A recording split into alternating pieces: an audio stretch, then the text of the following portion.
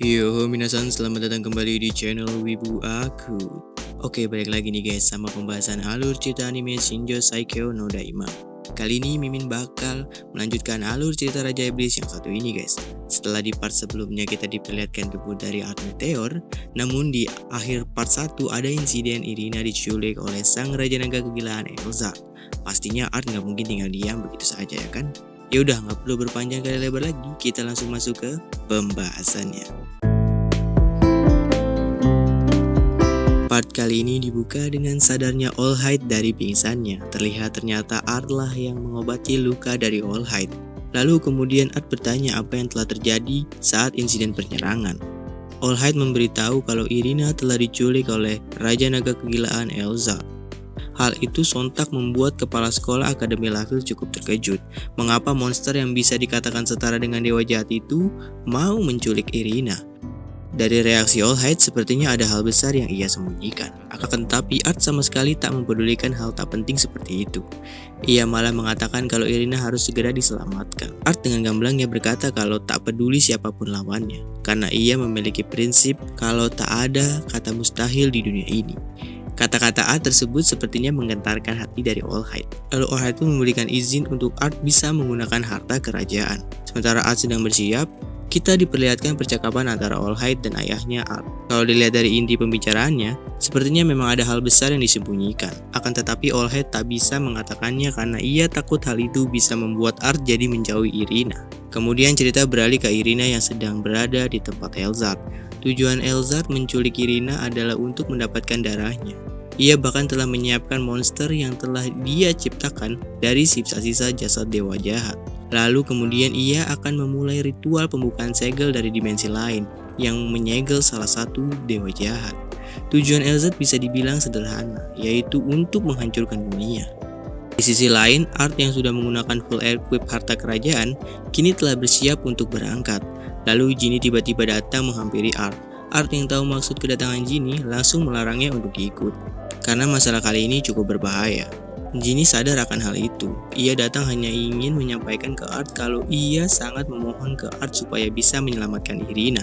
Art yang mendengar hal itu jadi senang karena meski Irina dan Ginny sering bertengkar tentang hal kecil, tapi ternyata pertemanan mereka sangat dalam. Art pun menyuruh Ginny untuk memasak makan malam saja karena ia dan Irina akan kembali dalam keadaan lapar. Lalu Art pun pergi dengan kecepatan penuh. Kita kembali lagi ke Irina, yang sepertinya akan dilahap oleh monster buatan Elzar. Akan tetapi sebelum bisa mencicipi Irina, monster itu hancur tanpa sisa sedikit pun. Tentu saja kalian pasti tahu kalau ini perbuatan siapa.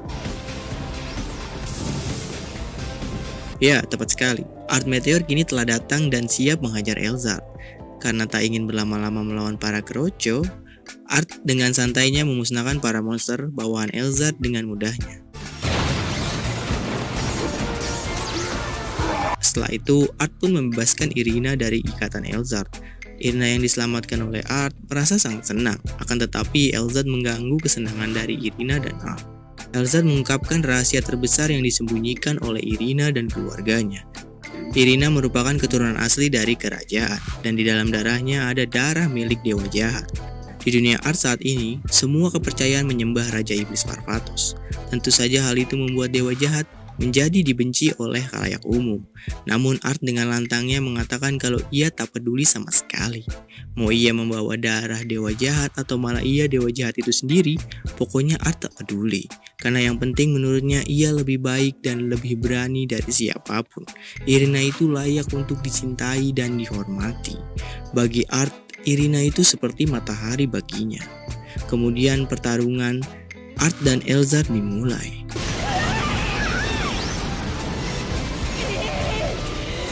Art jelas lebih unggul dari Elzar, tapi belum tentu Art bisa menang jika Elzar sudah berubah wujud. Akan tetapi meski sudah berubah wujud jadi naga sekalipun, Art masih tetap unggul dari segi sihir. Karena menyadari hal itu, Art jadi menggunakan kekuatan aslinya yang bernama Private Kingdom. Art melepaskan batas kekuatannya sampai 15%. Muncul semacam roh emas yang berubah wujud menjadi pedang. Lalu kemudian Art menantang Elzar yang dalam wujud naganya untuk bertarung di udara. Meski sempat ada keraguan di benak Art, namun keraguan itu telah diruntuhkan oleh Irina. Art langsung memasuki fase kedua kekuatannya. Art yang sudah berubah terlihat mirip dengan Raja Iblis Varvatos. Tapi ya itu memang dia ya kan. Pertarungan Art melawan Elzar pun memasuki babak akhir. Art bersiap menyerang Elzar dengan sihir terkuatnya. Elzar juga bersiap menyerang dengan kekuatan penuhnya. Bentrokan dua serangan besar saling berbenturan, sehingga menciptakan ledakan dahsyat di udara. Namun sangat disayangkan, Elzar harus menelan kekalahan. Ia tewas terkena serangan telak dari Art. Setelah selesai bertarung, Art pun menghampiri Irina dengan santainya. Irina merasa senang meski Art tahu tentang rahasianya, tetapi ia masih mau berteman dengannya. Irina dalam hatinya berkata kalau ia harus bertambah kuat supaya bisa selalu berada di sisi Art. Cerita kini beralih ke dalam sebuah dungeon. Kita diperlihatkan seorang gadis yang sedang berlatih dalam dungeon tersebut. Gadis itu merasa latihannya sudah cukup. Akhirnya ia memutuskan untuk menyudahi latihannya. Saat berada di luar, gadis tersebut merasa aneh dengan keadaan sekitarnya. Padahal ia merasa kalau hanya latihan selama 3 tahun saja. Namun kenapa keadaan sudah berubah sangat pesat? Di tengah kebingungan, gadis itu bertemu dengan sosok laki-laki bertopeng. Laki-laki bertopeng tersebut menyambut gadis itu dengan sangat hormat. Oh iya, ngomong-ngomong nama gadis itu adalah Sylvie Marhaven. Laki-laki bertopeng itu memberitahu Sylvie kalau ia sudah berlatih selama 3000 tahun. Tentu saja hal itu membuat Sylvie sempat terkejut. Tapi karena ingin tampil keren, ia menyembunyikan rasa malunya. Padahal ia tak tahu kalau aliran waktu di dalam dungeon berbeda dengan dunia luar. Karena masih penasaran, Sylvie pun terus bertanya ke laki-laki bertopeng itu. Sampai-sampai ia terkejut ketika mendapatkan fakta kalau Raja Iblis Varvatos telah mati.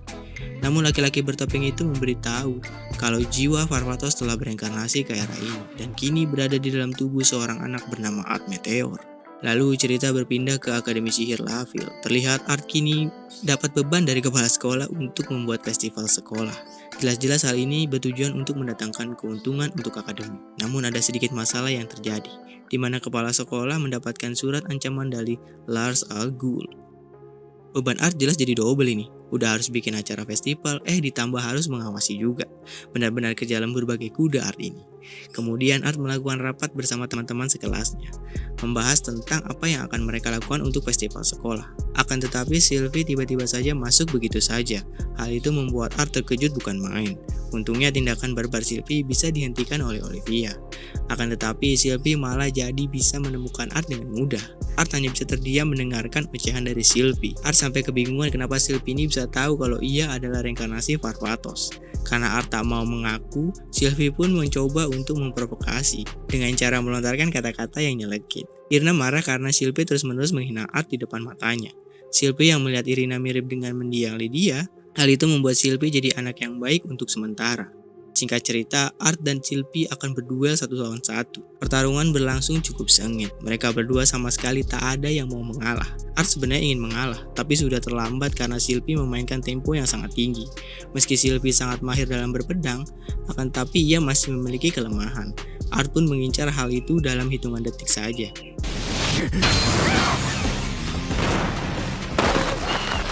Sehingga Art bisa mengalahkan Sylvie dengan cukup telak. Namun Sylvie tak terima dengan hasil duel ini. Ia pun mengeluarkan pedang andalannya yaitu Demis Argis. Olivia pun menghentikan amukan Sylvie, karena aura pedang dari Demis Argis sudah membuat para murid yang lain terkena efek racun. Irina pun menasihati Sylvie dengan tegas. Art yang melihat itu jadi teringat akan sosok Lydia. Seakan-akan Irina adalah reinkarnasi dari Lydia. Setelah itu, Art membahas kembali perihal festival sekolah bersama teman-teman sekelasnya. Tapi di sisi lain, pria bertopeng yang sebelumnya memberitahu Sylvie terlihat sedang mengawasi Art dan rekan-rekannya. Pria bertopeng ini sepertinya adalah musuh Art selanjutnya. Tak lama setelah itu, festival sekolah telah dimulai. Art bertugas berpatroli untuk mencegah adanya kekacauan. Sembari berpatroli, Art sekalian menikmati festival sekolah. Ia dan Irina mencicipi berbagai makanan yang ada. Tak hanya itu, Art juga melihat maid cafe yang dibuat oleh teman-teman kelasnya. Dan yang mengepalai maid cafe-nya adalah Ginny. Tentu saja hal-hal yang menggoda pria ada di sana. Bahkan Art sampai terpukau dengan gadis-gadis yang mengenakan pakaian maid yang kawaii. Benar-benar acara festival yang sangat meriah. Namun ternyata di balik semua kemeriahan yang Art rasakan, ada musuh yang sedang mengintai dari kejauhan. Kemudian kelas Art akan menampilkan pentas drama di festival sekolah. Drama yang dimainkan oleh Art dan teman-teman sekelasnya menceritakan tentang Raja Iblis Varvatos yang melawan dewa jahat. Art yang memerankan dirinya di masa lalu hanya bisa menahan malu, karena ya aneh aja memerankan diri sendiri. Saat drama berlangsung, Art mengingat juga bagaimana kejadian sebenarnya berlangsung. Pada masa itu, Varvatos, Lydia, dan Sylvie akan menyerang salah satu dewa jahat. Perang itu terjadi kejadian yang cukup unik, di mana saat peperangan tengah berlangsung, si dewa jahat terkena jebakan yang dibuat oleh Sylvie. Padahal ia baru ingin mengeluarkan kekuatannya. Namun sangat disayangkan dewa jahat itu kalah dengan cukup telak karena kena jebakan sederhana. Awalnya semua pada memuji Sylvie karena berperan besar dalam perang kali ini. Tapi ternyata Sylvie lupa letak setiap jebakan yang ia tanam. Hal itu jelas membuat Varvatos jadi kesal.